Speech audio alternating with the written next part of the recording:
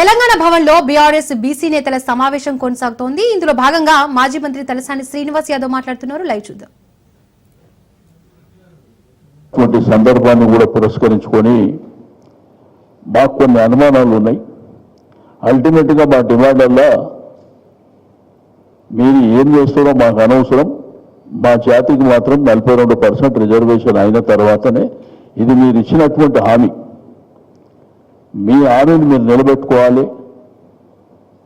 కాబట్టి దీని మీదనే పొద్దున్న నుంచి చర్చలు జరిగినాయి. చర్చలు జరిగిన తర్వాత మాకున్నటువంటి ప్రజల పక్షాన, మా బీసీ జాతి బిడ్డల పక్షాన మాకున్నటువంటి అనుమానాలను నివృత్తి చేయాలని మరి ప్రభుత్వాన్ని డిమాండ్ చేయడంతో పాటు దీనికి ప్రధానంగా కొన్ని ప్రధానమైనటువంటి అంశాలని మరి ఇప్పుడు పెద్దలు మధుసూదనాచారి గారు మాట్లాడతారు. పాత్రికేయ మిత్రులందరికీ నమస్కారం. బీఆర్ఎస్ పార్టీ ఈ ప్రభుత్వం అధికారంలోకి వచ్చిన తర్వాత ప్రతి సందర్భంలో ఎన్నికల్లో వారిచ్చినటువంటి హామీ, బీసీల ఓట్లు కొల్లగొట్టడం కోసం ఆ రోజు ఇచ్చినటువంటి హామీ, మేము అధికారంలోకి వస్తే 42% రిజర్వేషన్లు అమలు చేస్తామనేటువంటి హామీ. ఈ 2 సంవత్సరాల కాలం, దాదాపు కాంగ్రెస్ అధికారంలోకి వచ్చి 20 మాసాలు గడుస్తూ ఉన్నది. మొదట్లో వాళ్ళు చెప్పింది అధికారంలోకి వచ్చినటువంటి మరుక్షణంలోనే ఈ ప్రక్రియ ప్రారంభిస్తామన్నారు. ఈరోజు నిన్నటి నిర్ణయం తర్వాత కనబడుతున్నది ద్రోహంతో కూడుకున్నటువంటి కుట్ర. 20 మాసాల కాలంలో ప్రతి సందర్భంలో కూడా ద్రోహం చేసింది.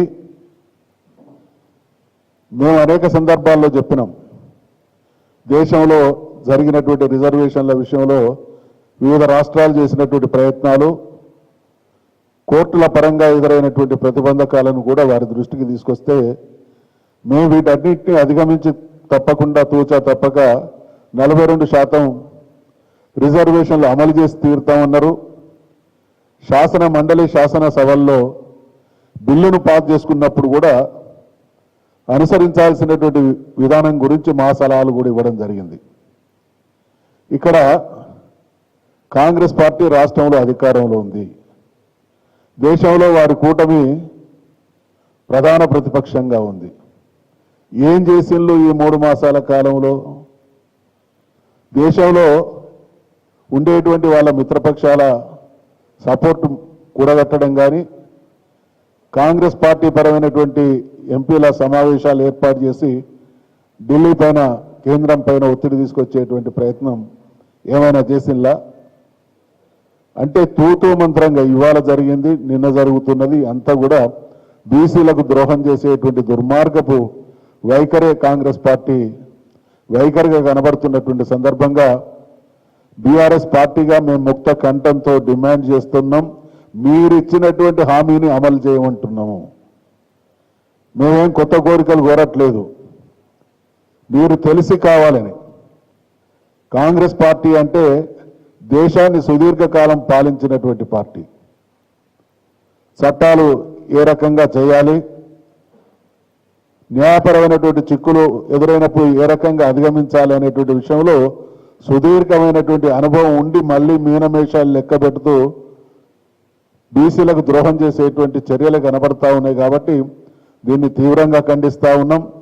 ముమ్మాటికి 42% రిజర్వేషన్లు అమలు చేసి తీరాల్సిందే. లేని పక్షంలో బీసీ సమాజం ఆవేశాలకు ఈ ప్రభుత్వం గురి కావాల్సి వస్తుంది. అటువంటి పరిణామాలకు తప్పకుండా ప్రభుత్వమే బాధ్యత వహించాల్సి వస్తుంది అనేటువంటి హెచ్చరిక కూడా చేస్తాం.